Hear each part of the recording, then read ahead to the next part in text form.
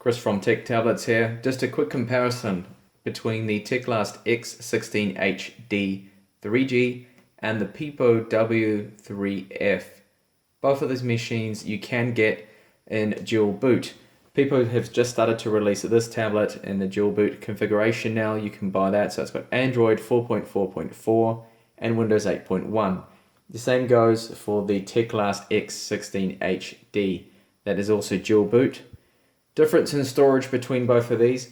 This model at the moment is a cheaper version of the W3, so it's only got a 32 gigabyte storage on it. This has 64. There is quite a large price difference between the two. This tablet retails around for $260 on AliExpress, and this one you can pick up for $180, $185. So it's a little bit cheaper. You can get a keyboard dock for both of them. I have the keyboard dock here for the PiPo, as you can see, connected. This is a 10.1 inch tablet, so the screen is smaller by a short margin. So it's just slightly smaller than the 10.6 inch one that's on the X16HD.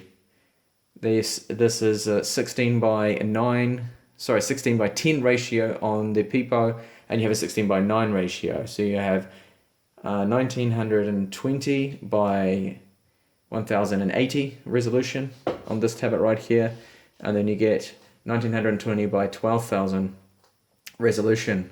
Sorry, by 1200, not 12,000. That would be a crazy resolution. So there is a difference when it comes to the resolution. The screen looks slightly sharper maybe on the PiPo, and the build quality of both the tablets. So I'll just give you a quick rundown. Here you can have a look at PiPo and see that it's mainly plasticky. The outer edges are all plastic. This is the docking connector here.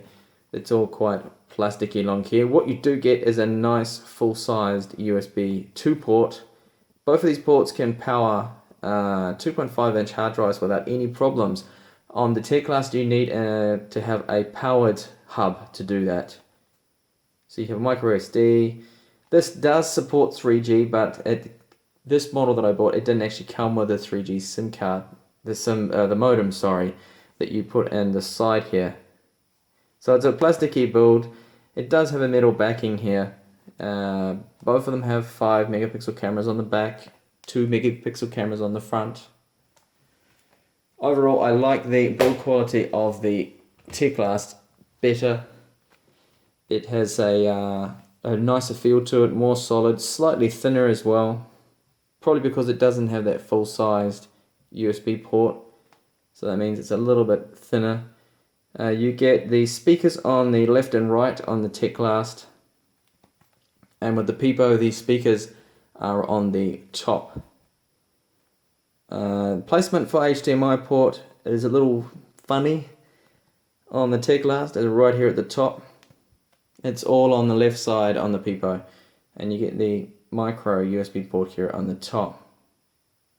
So no full USB port on the Teclast at all, which is a little bit disappointing. It would be nice if they did have that. It's just one of the pros that the PiPo does have. Okay, so when it comes to the speed of the tablets, I have taken a couple of benchmarks here and just show you the internal storage speed on both of them here. There is a slight difference. The PiPo, while having a smaller capacity, is slightly faster there on the write rates, definitely. Just a little faster. When it comes to random 4K writes, they're quite similar, but the drive definitely does seem just a little bit quicker on the PiPo. Teclast seems to be using slower drives, although it is a high-ink 64GB eMMC. It does seem a little bit slower than some of the ones I've tested from high-inks. Why that is, I don't know. Maybe it's the way that Teclast have them set up. When it comes to benchmarks, 3D Mark scores, the X16HD is a lot better at 3D games. It seems to be a lot faster. I'll have a video coming up soon of that. Geekbench 3 scores. Can open that up. I'll show you those right now.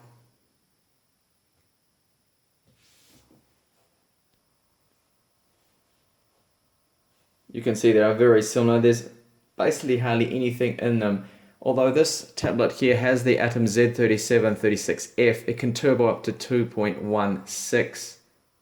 This can only turbo up to 1.8.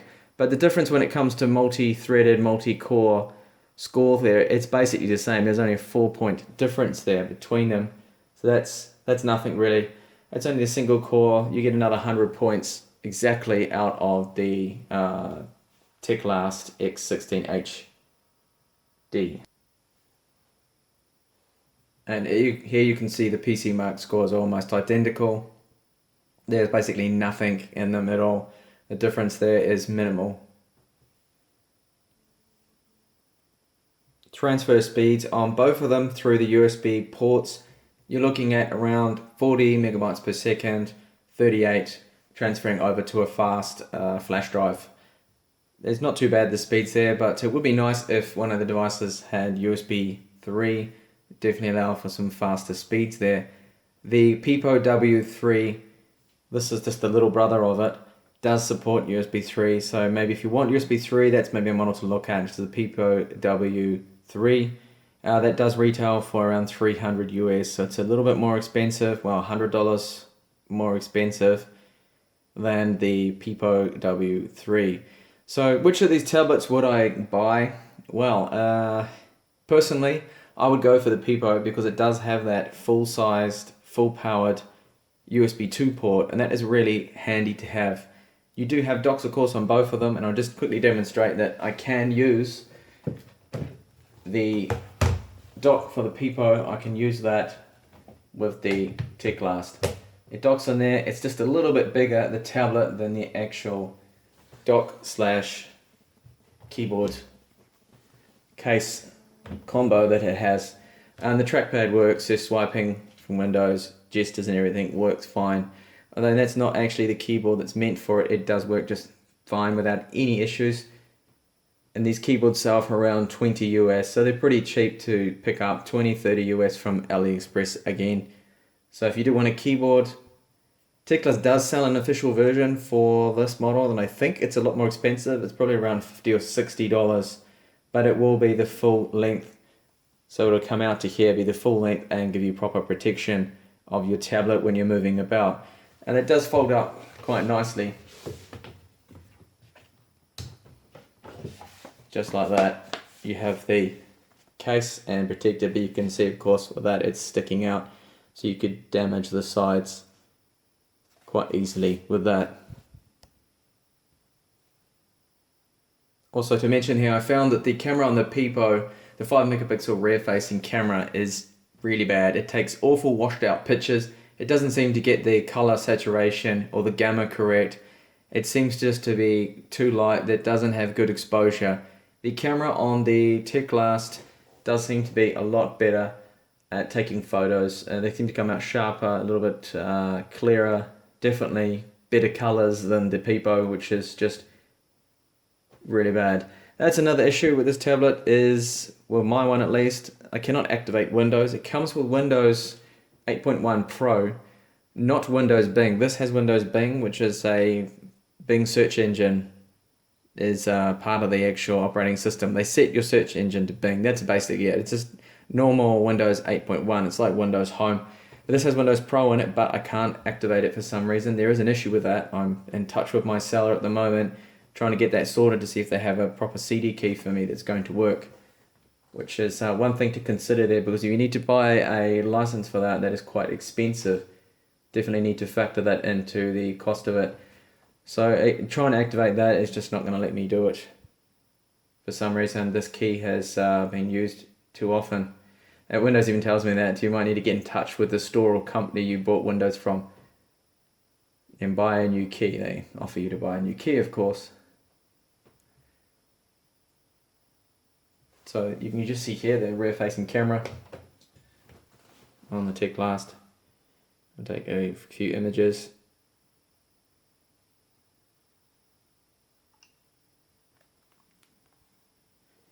Quality of them is pretty average. I mean, these are tablets. Tablet cameras are not known for taking wonderful photos.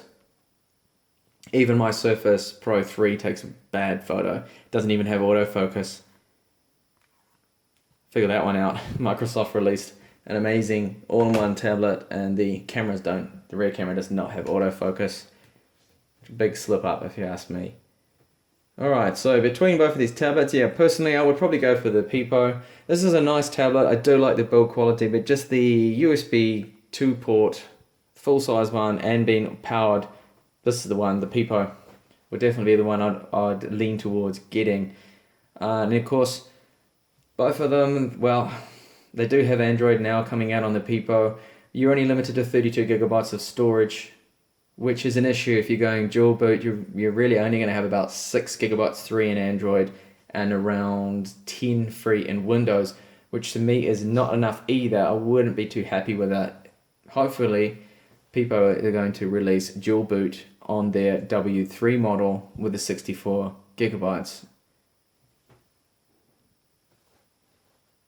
Okay, so that's the video. Hopefully this video has helped you if you're deciding between these two tablets and which one to get. If you're after more of a tablet that you can do a bit of serious typing on, then I do recommend these two because you've got the keyboard dock options, which you don't have on other tablets. If this video was helpful for you, please give me a like. That'll be very nice of you to do that. And do subscribe to my channel. I'll have more up and coming videos on these tablets, and I'm waiting on other tablets as well from China, which will be arriving shortly. So if you're interested in these Chinese tablets, do subscribe and you'll see a lot more videos up and coming from me. Thanks for watching, and hopefully see you in my next YouTube video. Bye for now.